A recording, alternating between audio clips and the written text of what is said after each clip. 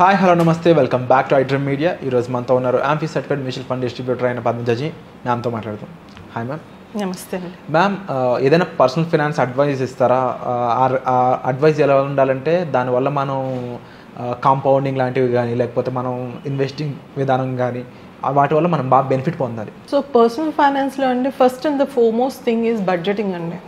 So ఒక వ్యక్తి proper budgeting తన యొక్క శాలరీని ఇన్వెస్ట్మెంట్స్ని చేసుకోగలిగితే కనుక అతన్ని బీట్ చేసే వాళ్ళు ఇంకెవరు ఉండరు. నేను total risk free kind of అన్న ఒక సొల్యూషన్ కూడా చెప్తాను. అండ్ ఫస్ట్ రూల్ వచ్చి 50-30-20 రూల్ అనేది ఒకటి ఉందండి. In which 50% will go to the needs అంటే like rental, groceries, the basic needs of an individual. So 50% ఆయన శాలరీ నీడ్స్కి వెళ్ళిన తర్వాత ఒక 30% వాంట్స్ అంటే like going for a movie, out, dinner, like what ever. The remaining 20% he can spend, 30%. Okay, so the remaining still you have a 20%. So this 20% you invest. So ఈ 20% invest చేయగలిగినా కూడాను they can have a significant difference అనమాట. So most of the times ఏమవుతుందంటే మనం rule చెప్పేస్తాము, కానీ ఈ రూల్ని ఒక వ్యక్తి యొక్క పర్సనల్ లైఫ్లో ఇన్కల్కేట్ చేయాలి అంటే కనుక నేను నా క్లయింట్స్కి కూడా అడ్వైస్ చేస్తూ ఉంటాను ఏంటంటే to have 2 to 3 different bank accounts. ఇది చాలా ఇంపార్టెంట్. ఎందుకంటే ఒక శాలరీ ఒకసారి మీ అకౌంట్లో పడిన వెంటనే ఫస్ట్ 3 బ్యాంక్ అకౌంట్స్ ఓపెన్ చేయండి. ఒకటి వచ్చి మీ శాలరీ అకౌంట్, ఇంకొకటి వచ్చి ఇన్వెస్ట్మెంట్ అకౌంట్, ఇంకొకటి వచ్చి స్పెండింగ్ అకౌంట్.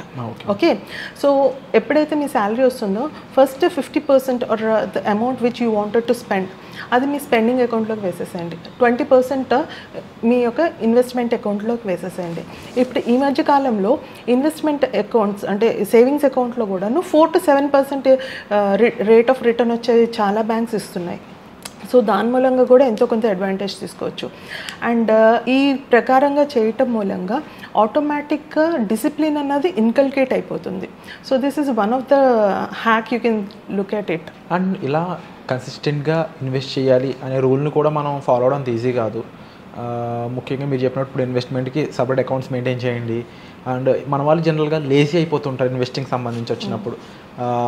ఎక్కువ యాక్షన్స్ తీసుకోవాలి కాబట్టి ఇన్వెస్ట్ చేయని వాళ్ళు కూడా ఉన్నారు. ఇలాంటి వాళ్ళకి ఏం చెప్తారు? ఒక ఎగ్జాంపుల్తో ఎక్స్ప్లెయిన్ చేస్తాను ఇది. ఓకే, ఫర్ సపోజ్ ఒక లోయర్ ఇన్కమ్ గ్రూప్, ఒక 30,000 శాలరీ ఉన్న ఒక వ్యక్తి చూసుకుందాం. ఓకే, 30,000 శాలరీలో 50% అంటే ఆల్మోస్ట్ 15,000. సో ఆ అకౌంట్లో అమౌంట్, శాలరీ అకౌంట్లో అమౌంట్ ఎప్పుడైతే పడిందో ఫస్ట్ 50% అతని యొక్క స్పెండింగ్ అకౌంట్లోకి స్విచ్ పెట్టేసేవన్నీ చెప్తాను. సో ఇక్కడ ఇంకా there is no chance for him to do anything about that. Okay, and first 20% into the savings and investment account lo invest chesesayandi. That comes to almost 6,000. So adi kaakanda wants ante almost oka 9,000. Okay, that is 30%. So almost 24,000 of 30,000 lo 24,000 he can use it for his general needs, wants. Okay, only 6,000 తీసి investment అకౌంట్లో వేసి ఇందులో కూడాను ఒక risk free asset allocation ద్వారా అతను ఒక decent 1 crore kind of return కూడా within the period of 20 years చేయొచ్చు. ఫర్ ఎగ్జాంపుల్, ఒకవేళ కనుక మన హిస్టారికల్ రిటర్న్ చూస్తే బ్యాంకింగ్ ఎఫ్డి అనేది 7% ఇచ్చింది. ఓకే, 7%లో ఈ 6,000లో 2,000 ఓన్లీ ఎఫ్డికి వేసేసేయండి. ఓకే, ఆర్డీ లాగా.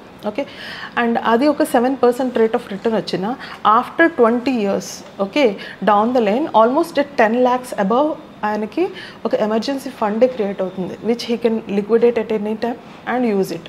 సో ద నెక్స్ట్ 2,000 ఏదైతే ఉంటుందో at the rate of 15% rate of return for the next down the line 20 years almost 26.5 lakhs అన్నది క్రియేట్ చేయొచ్చు డౌన్ ద లైన్ 20 years.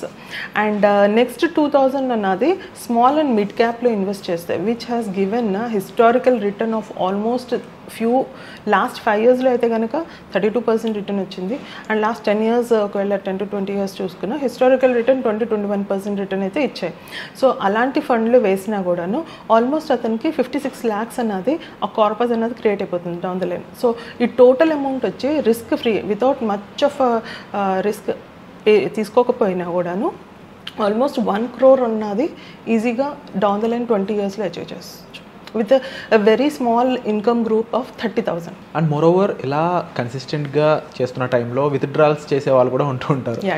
అలా చేయడం వల్ల డివియేట్ అవ్వడం వల్ల కలిగే ఇబ్బందులు చెప్తారు. ఇన్వెస్ట్మెంట్ అనేదండి it's not an active income అండి. Okay, this is a passive income. Okay, so you have to, అంటే మీరు ఎప్పుడైనా ఇన్వెస్ట్మెంట్ని ఒక ప్యాసివ్ ఇన్కమ్ కింద మీరు చూడాలే కానీ యాక్టివ్ ఇన్కమ్ కింద చూడకూడదు. అండ్ నా సజెషన్ వచ్చి ఎప్పుడైనా ఒక వ్యక్తి తన యొక్క యాక్టివ్ ఇన్కమ్ని ఒక 25-year-oldకి ఈ రోజు కాలంలో 30,000 అన్నది ఎఫర్ట్లెస్ 25-year-oldకి they can earn, right? So ఈ మధ్యకాలంలో there are so many opportunities of upgrading, వాళ్ళ స్కిల్స్ అప్గ్రేడ్ చేసుకునే అవకాశాలు ఉంటాయి. సో డెఫినెట్లీ యాక్టివ్ ఇన్కమ్ అన్నది డెఫినెట్లీ పెంచుకుంటూ వెళ్ళాలి. ఇది నేను ఒక ఐడియల్ సినారియో చెప్పాను 6,000 అన్నది. Okay, but in any other aspect also salary అన్నది 5-10% చొప్పున ఒకవేళ పెరుగుకుంటూ వెళ్ళినా ఇతను ఇంకా బెటర్గా ఇన్వెస్ట్మెంట్ అండ్ బెటర్గా ఒక కార్పస్ అన్నది క్రియేట్ చేసుకోవచ్చు. So look at it as only a passive income. Active ఇన్కమ్ని పెంచుకోవడానికి ప్రయత్నించాలి. Wonderful ma'am. సో ఓవరాల్గా ఇన్వెస్ట్మెంట్స్ అనేవి డిబేట్ అవ్వడం కన్నా కూడా కన్సిస్టెంట్గా చేసుకుంటూ వెళ్తే మంచి ప్రాఫిట్స్ అనేవి చూస్తూ ఉంటారు. అండ్ వండర్ఫుల్ ఇన్ఫర్మేషన్ ఇచ్చారు ma'am. Thank you so much. Thank you అండి.